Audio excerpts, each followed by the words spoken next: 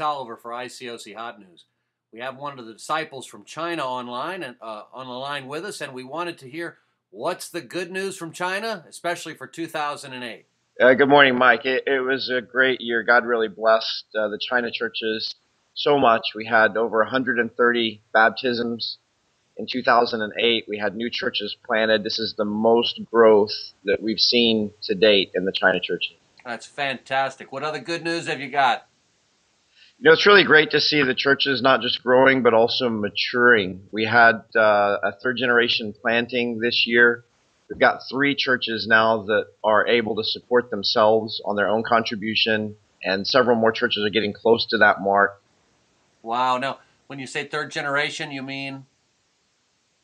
A planning from a planning from a planning. And all of the church plannings are now locally led. Fantastic. And over 130 baptisms just in mainland China. Now, where are these baptisms coming from? What ministries? You know, the bulk of it's coming now from campus ministry. We had 99 baptisms in the campus ministries just in mainland China this year. Of course, around the world, we're having a campus revival across the U.S. and in many countries. It's similar, huh? In China, is that what you're seeing there? That's right. And you know, what's really remarkable about the campus ministry growth here is that almost none of our churches even had campus ministries here 5 years ago. And so these ministries in almost every city where we have a campus ministry here has been built from zero, sometimes just over the last 2 or 3 years. And now we've got some churches with 20, 30, one with 40 campus disciples. In one church. So how large is your largest church in mainland China? We have one church that's well over 200 disciples now. And China-wide, how many churches and disciples now in mainland China? We've got 18 churches in mainland China, almost 900 members. We're getting close to 900. So with Hong Kong and Taiwan together, that region of the world? 23 churches, over 3,000 disciples. That's amazing. Praise God. And yes. One church in mainland China with 40 campus students. That's outstanding. That's right. Now, yes. Tell us about some of the new church plantings. I know you sent a team to a city where we already had a church planted. Why did you do that? You know, China has so many of these mega cities. There's 14 cities here with over 5 million population. And even geographically, the cities are just huge. We could plant dozens of churches, Mike, in each one of these metro areas, and they would just still each have huge areas to cover. Now, this other planting was something different as well. It was a team of U.S. disciples? Right. There's another planting than the one that I just mentioned. We had a new planting that was made up of just people from the U.S. So the first time, actually, that we've had this kind of church planting here. Okay. And where'd they come from?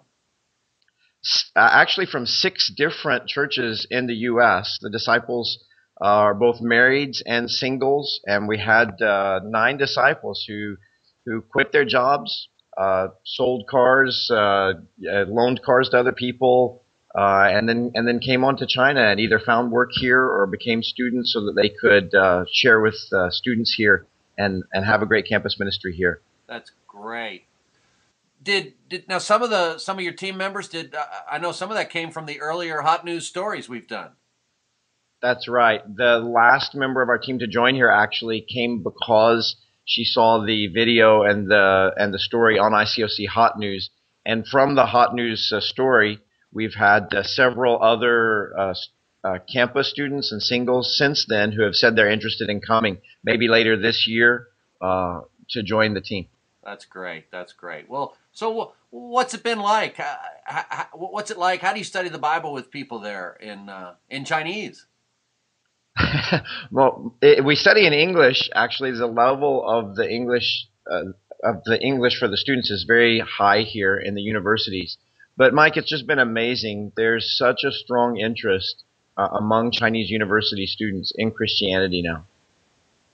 That's great. So, tell us, what's it like for the U.S. disciples there? How do you reach out to the campus students? How does that work?